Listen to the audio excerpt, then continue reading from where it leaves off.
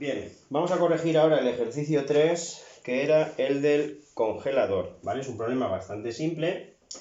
Te dan la gráfica, que la tengo ahí dibujada, se me ha ido ahí por un poquito la recta, pero bueno, es una función polinómica de grado 1, es una línea recta, una función afín, y lo que me dicen es que la siguiente gráfica recoge la evolución de la temperatura dentro de un congelador desde que se conecta, que es cuando empieza a contar el tiempo, que sería t igual a 0, que me dicen que es a las 8:30 de la mañana, es decir, a las 8:30, x igual a 0, x igual a 0, no t, hasta que alcanza la temperatura que se fija en el termostato. Como veis, la temperatura va bajando hasta que a las 7 horas de conectarse el frigorífico se alcanza la temperatura que se puso en el termostato y que evidentemente, mirando la gráfica, se ve que era menos 10 grados.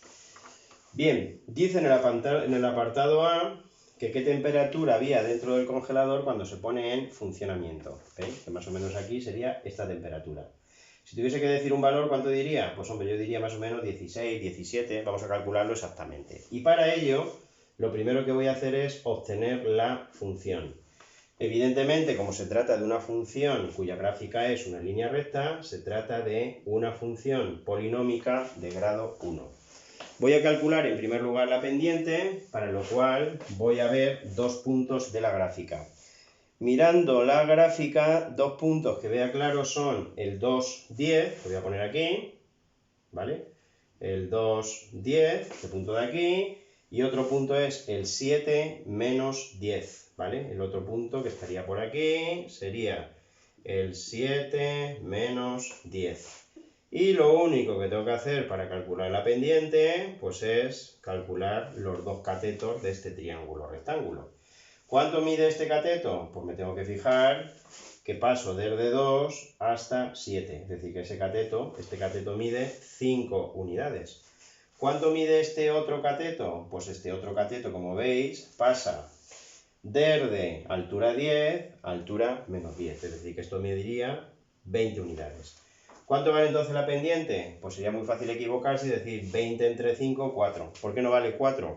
Ah, amigo, porque veo que la función es decreciente, por tanto la pendiente es negativa.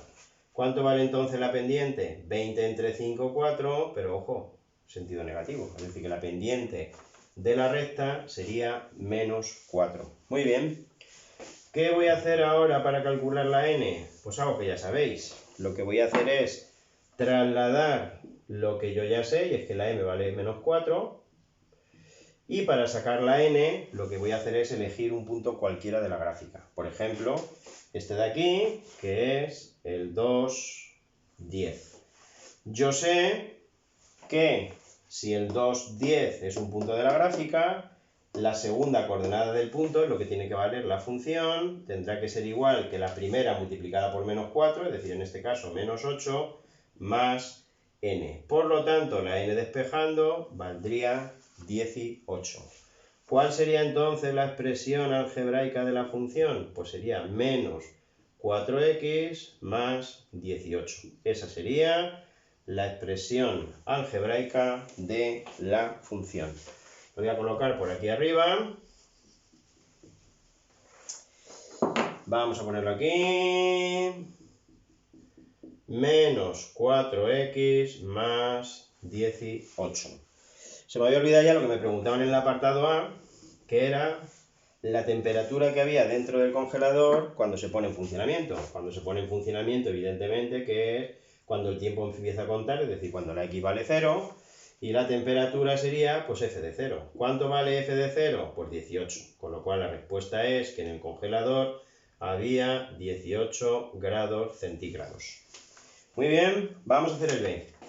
En el B lo que me piden es que cuál es la expresión algebraica de la función que indica la temperatura dentro del congelador dependiendo del tiempo transcurrido. Pues la función que ya calculé antes, menos 4x más 18. F de x es la temperatura y depende, como veis, del tiempo en horas transcurrido.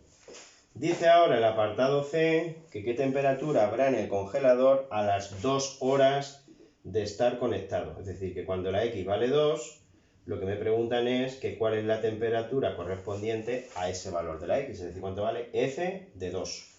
Fijaros que simplemente mirando la tabla, mirando la gráfica puedo responder f de 2 vale 10. Si hiciese la cuenta, pues evidentemente me tendría que salir también lo mismo. Menos 4 por 2, que sería menos 8 más 18, 10. Con lo cual habría 10 grados centígrados.